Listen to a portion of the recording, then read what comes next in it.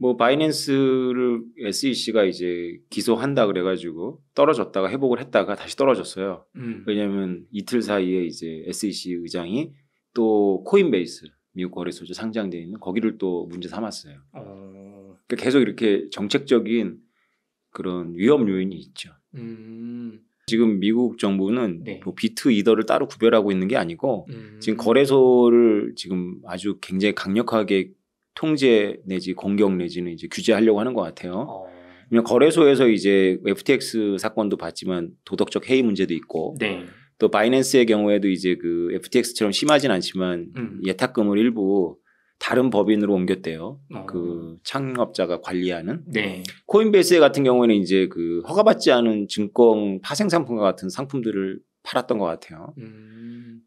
뭐 이거는 이제 원래 서부 개척 시대처럼 그냥 먼저 금 거놓으면 자기 거다라는 식으로 이제 암호화폐 업계는 법이 없었으니까 네. 막 했는데 미국은 이제 판례법 위주다 보니까 법이 없더라도 이제 그 상식과 조리와 그다음에 전통적인 판례를 근거로 해가지고 적용을 하거든요. 네. 그리고 뭐 암호화폐에 대해서만 그런 게 아니라 원래 공부해 보면 그렇게 합니다. 왜냐하면 그 법이라는 게 모두 성문법을 따르게 되면 늘 새로운 현상이 나타날 때마다 법을 만들어야 되잖아요. 그렇죠. 근데 미국은 그런 것도 하지만 한편으로는 그냥 원래 있는 법이면 그 판례를 가지고 합니다. 근데 실제로 이 암호화폐 업계의 많은 프로젝트가 네. 증권이라고 해도 무방한 게 되게 많아요. 제가 생각하기에도 네. 그러니까 증권이라고 해도 무방한 것들을 그냥 증권에 준해서 하는 거죠. 근데 증권이면 이제 그 회사가 그 투자자 보호를 위해서 최소한으로 해야 될 것들이 있거든요. 그렇죠. 뭐 회계장부를 공개한다든가 지분 구조를 뭐 공개한다든가 정부나 어떤 감시단체의 규제나 혹은 그렇죠. 어떤 지켜야 될 선이 있는 거죠. 그렇죠. 그리고 허가도 받아야 되고요. 그렇죠. 공공한테 팔기 전에. 근데 그런 걸 다 무시한 거죠. 그런데 그런 걸 다 무시하는데 가장 천병이 바로 거래소였죠. 우리나라도 그렇고. 마치 거래소가 사기업인데 막 공적기관처럼 막 어떤 걸 상장하고 상장을 했다 폐지도 하고 막 하잖아요. 그렇죠. 모든 권한을 다 갖고 있죠. 네. 그리고 뒤에서 뒷돈도 받는 것 같고. 그래서 이제 공격할 거 너무 많죠 거래소가. 그래서 잊을만 하면 CFTC는 비트코인이 커머더티라고 얘기를 해요. 커머더티다. 그게 정확히 뭐 어떤 건가요? 커머더티가 뭐 석유 이런 거 석유. 프로덕트라고 프로덕트. 하면 좀 더 광의 개념이고 상품이다. 그렇죠. 그리고 이제 그 SEC는 비트코인은 증권이라고 말 안 하지만 네. 비트코인하고 이더리움 빼고 뭐 다 증권이다 이렇게 얘기를 하죠. 그 두 개 빼고는 뭐 알트코인 뭐 파생 여러 다른 거 잡코인들은 다 증권이야. 다 내 영역이다. 내 영역이다. 쉽게 말하면. 그런데 우리가 FTX 같은 사건도 지났잖아요. 그렇죠. 그때 뭐 분위기가 다 망할 것 같았잖아요. 그렇죠. 야 이제는 뭐 정말 다 망하는구나. 그렇죠. 안 망했잖아요. 그러니까 벌 받을 사람들 벌 준다 그래서 망하지 않아요. 비트코인. 그리고 거래소는 좀 혼나야죠. 거래소는 교수님이 보시기엔 좀 문제가 있나요? 우리가 모른다라는 게 문제예요. 그러니까 예탁금 고객들이 예탁금을 어떻게 처리하는지 우리는 모르죠. 그렇죠. 네. 사실은 어떤 고객들의 비트코인으로 뭔가 자기들이 내게 아닌데 사실은 그렇죠. 거래를 한다거나 뭐 수량을 늘린다거나 이런 거는 사실 금융 기존의 어떤 규제를 받는 쪽에서는 있을 수 없는 일이잖아요. 원래 그게 은행의 본업입니다. 그게 원래 본업인가요? 네, 은행이 원래 그런 거 하라고 있는 거죠. 그런가요? 고객 돈 갖고 이제 마음대로 꺼주고 이렇게 하는 거죠. 돌려막기 하는 거죠. 네. 고객 돈 갖고. 왜냐하면 한꺼번에 인출 안 하니까. 그렇죠. 한꺼번에 인출하면 뱅크런 되는 거죠. 은행에 돈 없어요. 왜냐하면 다 꺼줬으니까. 근데 우리 투자자 입장에서는 그렇게 규제가 들어오면 거래소가 눈치도 보고 할 거니까 더 좋죠. 우리나라가 대표적입니다. 우리나라 거래소가 3대, 4대 거래소 안전하다고 보거든요. 왜냐하면 정부 규제가 엄청 들어가니까. 실제 실물로 1대1로 갖고 있어야 돼요. 우리나라는 그런가요? 네. 비트코인을 고객이 맡기면 그걸 그대로 갖고 있어야 돼요. 운영 못합니다. 그러면은 사실은 말씀하신 우리 은행의 원리가 약간만 내가 실물 갖고 있고 나머지는 다 빌려주고 하면서 신용 창출하는 거잖아요. 그렇죠. 근데 우리나라의 거래소는 그게 원천적으로 지금 규제로 묶여 있는 거네요. 그렇죠. 그러면은 이상한 짓을 뭐 이제 고객 입장에서 어떤 이거를 잘못해서 파산하거나 그럴 일은 굉장히 낮다. 현재 스코어 전세보다 안전하죠. 이게 딱 와닿는 말씀이네요. 전세 보증금을 내가 부동산에서 받아서 뭐 사실 잘 갖고 은행에 있는 게 아니라 막 다른 데 투자했다가 그렇죠. 좀 역전세 나고 하잖아요. 그렇죠. 근데 받은 만큼 들고 있어야 돼. 그렇죠. 전당포죠. 우리나라 전당포. 거래소는 그러니까 전당포예요, 전당포.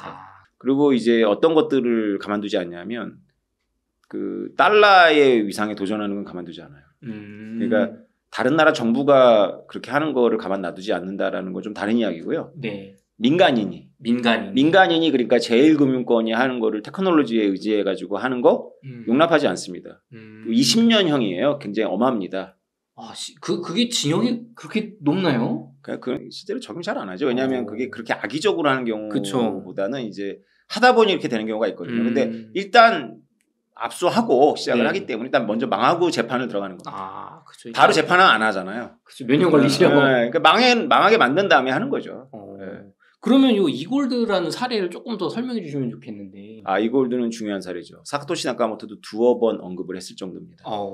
이골드는 인터넷 초기에 인터넷에 신용카드도 안 되고 온라인 송금도 안 될 때 미국의 잭슨이라는 뭐 더글라스 잭슨일 거예요. 네. 잭슨이라는 그 의사가 종양외과 의사인가 그래요. 그러니까 상당한 엘리트죠. 네.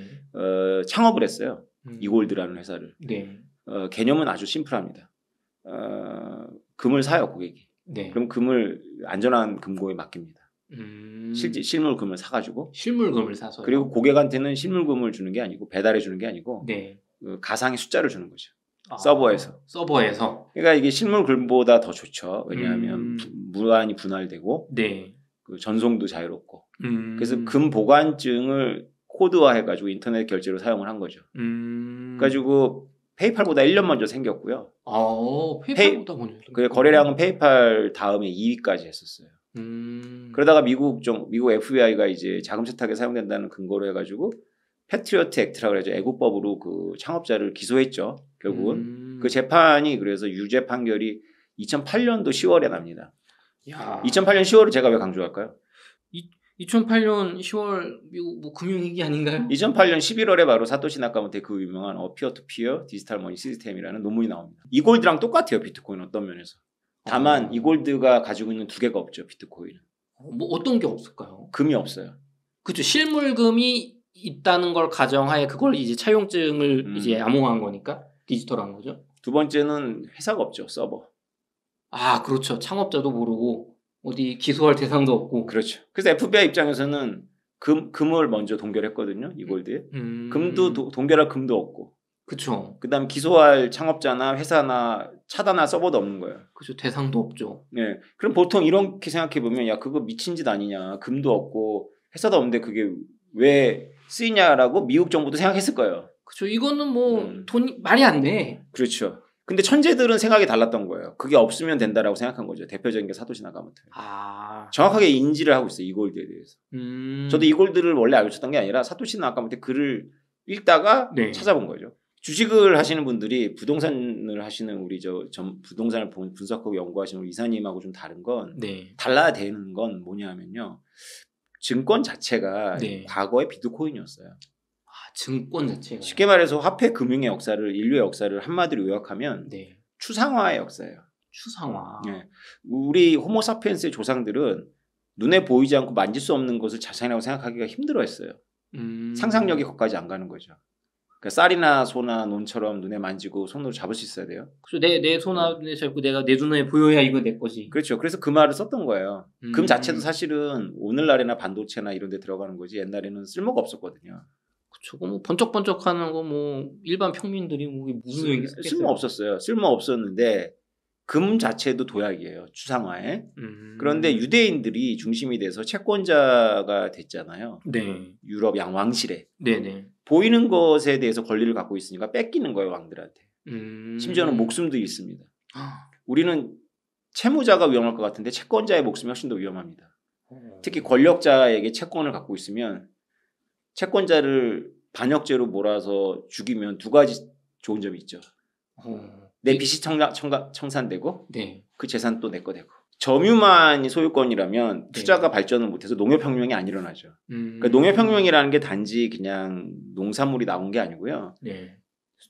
재산권에 대한 개념이 추상화되면서 메타버스가 만들어진 거예요. 메타버스 얘기를 하니까 황당하죠. 메타버스는 뭐 요즘 나오는 거 아닌가요? 아니에요. 가상현실 세계? 메타버스는 평행 세계라고 생각하시면 돼요. 평행 세계다. 이렇게 제가 말씀을 드릴게요. 나일강에 제가 논을 갖고 있어요. 네. 비옥한 논을. 이사님도 갖고 있어. 근데 나일강이 범람해가지고 경계가 흐트러졌어. 네. 그럼 우리들이 싸우는 방법이 하나 있고 서기관을 찾아가는 방법이 있죠. 옆집 논하고 내 논하고 지금 뭐 불분명해졌어. 그럼 서기관한테 가면 서기관이 잠자다 나올 거예요. 농민들이 찾아왔네 하면서 점토판이나 네. 뭐 이런 걸 꺼내오겠죠. 그쵸. 거기에는 뭔가 기록이 있어요. 어떤 게 진실이에요? 실제 그 땅이 진실이에요? 아니면 그 장부가 진실이에요? 우리가 어떻게 행동해요? 우리는 그 장부를 보고 제가 요만큼까지가 제 땅입니다. 그렇죠. 예, 그게 농업혁명이에요. 장부가 메타버스잖아요. 현실을 미러링한. 은행에 있는 잔고가 숫자에 불과하잖아요. 그렇죠. 거기 0이 하나 더 붙으면 이사님 어떻겠어요? 내 생각보다 0이 하나 더 붙었어. 너무 좋은데. 그게 왜 좋아요? 실제로는 주머니에 금 하나 은하가 생긴 게 아닌데. 그거를 뺄 수 있지 않나요? 바로 그거죠. 장부가 지금 이 순간에도 장부를 다루는 사람들이 우리 사회의 가장 그 피라미드 정점에 있는 분들이에요. 예를 들어 재판관이 하는 일이 뭐예요? 재판관 하는 일 보면 되게 따분합니다. 맨날 판결문 쓰고 있어야 돼요. 그쵸. 판례 보고. 판결문이라는 게 장부예요. 왜냐하면 그거는 돈을 다루는 장부가 아니라 한 사람의 어떤 형사적인 감옥을 몇 년 보내야 되는지에 대한 장부고, 네. 그가 언제 죄를 씻는지에 대한 장부고, 또 실제로 민사에서는 채권 채무에 대한 조정 장부고, 회계사들이 하는 일이 뭐예요? 장부 알고 하는 거죠. 장부를 다루는 일이죠. 그렇죠. 인류가 이렇게 초연결 사회를 만드는 순간부터 메타버스를 다루는 사람들만 열쇠를 갖고 있었고 특권을 부여받았고 그들이 실제로 우리의 지배자들입니다. 메타버스를 지배하는 자가 실제 현실을 지배하니까요. 길에 있는 차가 내가 길에 세워두는 거는 그 차에 대한 등기가 저한테 돼 있기 때문이에요. 그런데 만약에 진짜로 그 탈북민 얘기하셨는데 점유만이 가장 최상위의 소유권이다 라고 한다면 장부의 시대가 아니죠. 그때는 판사나 회계사나 은행의 서버를 관리하는 사람이나 창고를 지키는 서기나 아무 힘이 없어요. 실제로 총을 갖고 도끼를 갖고 칼을 다룰 수 있는 기사 계급이 힘이 있는 거예요. 뺏을 수 있으니까. 그렇죠. 그때는 정말 무력이 필요한 그렇죠. 거고. 그러면 학교에서 뭘 가르치냐면 칼싸움을 가르칠 거예요. 근데 우리가 학교에서 배우는 게 칼싸움 쪽으로 가르치는 게 많을 것 같아요? 아니면 장부를 훈련하는 쪽으로 가르치는 것 같아요? 결국에는 장부를 훈련하는. 그렇죠. 어떤 건 다 장부입니다. 그게 메타버스예요. 메타버스가 오늘날 떠온 게 아니고요. 그 장부들을 서로 심리스하게 연결해가지고 하나의 사이버 공간을 만들다는 게 지금 메타버스의 큰 계획이죠. 그럼 거기에서 뭔가 신원인증이나 재산권을 보호해야 되잖아요. 그렇죠. 그게 비트코인이에요. 여기서 정보 비대칭, 그 다음에 엘리트하고 우리들과의 관계. 네. 우리가 과연 엘리트를 창고지기를 믿어야 하는가. 창고지기는 황금 열쇠를 갖고 있을 거 아니에요. 마스터키. 여관 주인이 갖고 있는 마스터키. 그렇죠. 아무리 자유를 외치는 사람도 여관 주인이 마스터키가 없는 세상을 원하진 않거든요. 왜냐면 손님 중에는 이상한 짓 하는 사람들이 있고. 그렇죠. 근데 여관 주인이 마스터키를 갖고 있다는 건 여관 주인의 도덕성을 우리가 믿는 거잖아요. 그렇죠. 내가 밤에 자고 있는데 문 열고 들어와갖고 그러면 안 되죠. 내 애인을 뭐 겁탈한다거나 아니면 내 거를 가져간다는 생각을 하면 끔찍하잖아요. 그렇죠. 근데 엘리트들 중에 간혹 그렇게 해요. 그게 우리가 신문에서 보는 비위, 특권을 이용한 남용 이런 것들이죠. 근데 이거를 과거에 이제 여러분이 10년 전이나 7년 전에 이 추상화의 극단을 이해했다면 논리를 믿어볼 수 있거든요. 저마저도 비트코인 직관적으로는 와닿지 않아요. 없잖아요, 아무것도. 근데 그쵸. 논리를 믿고 왔기 때문에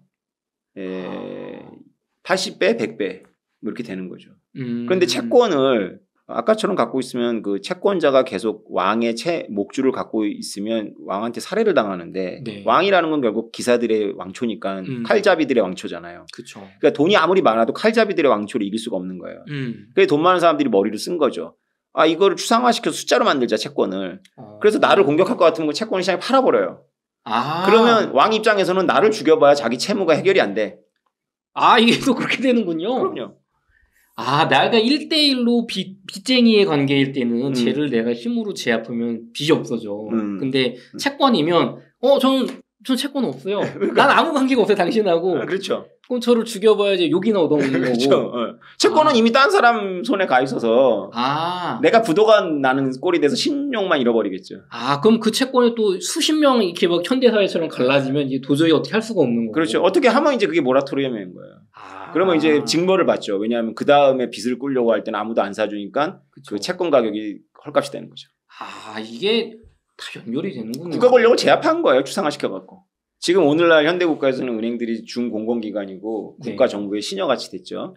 그렇죠. 왜 그러냐면 그 자산의 근거가 정부가 마음대로 찍어낼 수 있는 법정화폐라서 그래요. 만약에 은행들이 지금 신뢰하는 유일한 자산이 금이라면 네. 정부가 은행들을 신여로 삼을 수가 없어요. 왜냐하면 정부한테는 금이 없고 은행한테 있거든.